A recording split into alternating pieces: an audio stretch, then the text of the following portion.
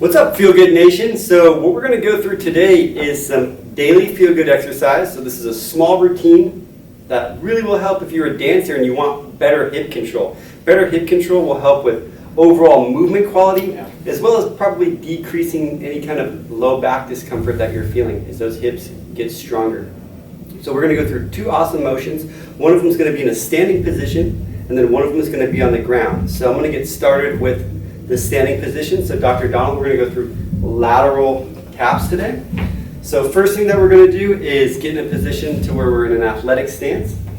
Good. So you got slight bend, hips are going back. Go ahead and turn to the side. Notice there's no roundness in his spine. Everything's nice and neutral. So get in a nice neutral position. Perfect. Now he's got that position. We're getting the hips and glutes engaged. And the next thing that we're going to do is tap the foot out. Good. So let's go. Yep. Either side. So as he's tapping right here, the goal is to load this, maintain a neutral pelvis while tapping that foot outside. He's going to do 10 reps, and the key here is control.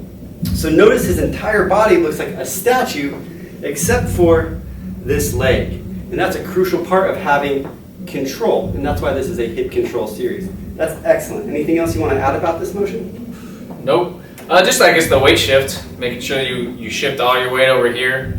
I like to think that I'm on like there's a cliff right here, and if I shift my weight this way, I'm falling off the cliff. That is an excellent way to think about that. Yeah, so you don't want to fall off the cliff, and you should be loaded on this leg.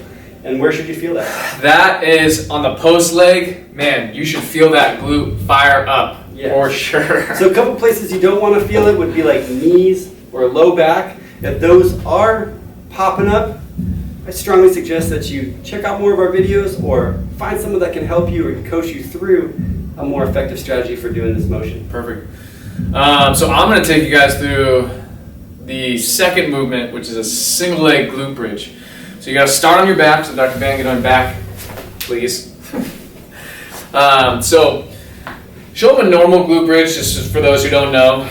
So normal glute bridge, 2 feet, is just bringing your hips up towards the ceiling. Okay. Let's go ahead and go back down. So for a single leg, because we want hip control in space, right? Anytime our foot is planted, any movement you see on this really comes from like a lot of hip control, right? Because the hip is actually moving a lot. So we want to be able to control it.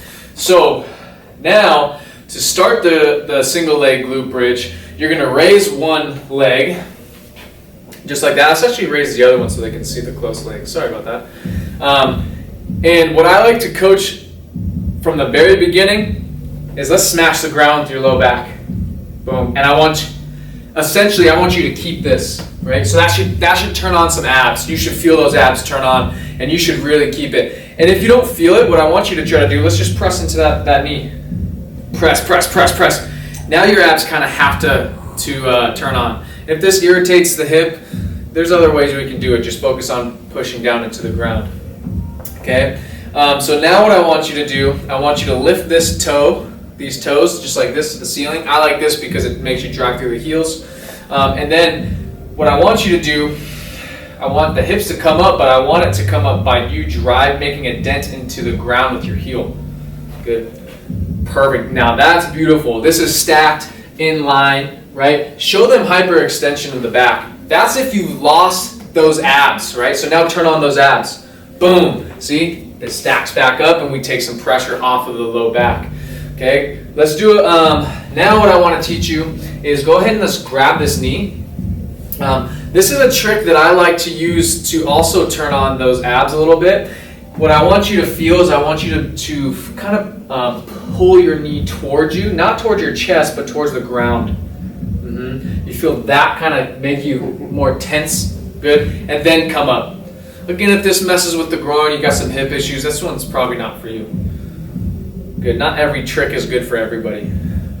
Perfect. Last things last, let's go ahead and look up. If that's your posture because maybe your mid-back is a little too stiff when you're laying down and it's uncomfortable for you to stay up, just go ahead and get yourself a pillow so you can be in this position. I don't want you to strain your neck, work on your glutes. And that's it. So let me help you up.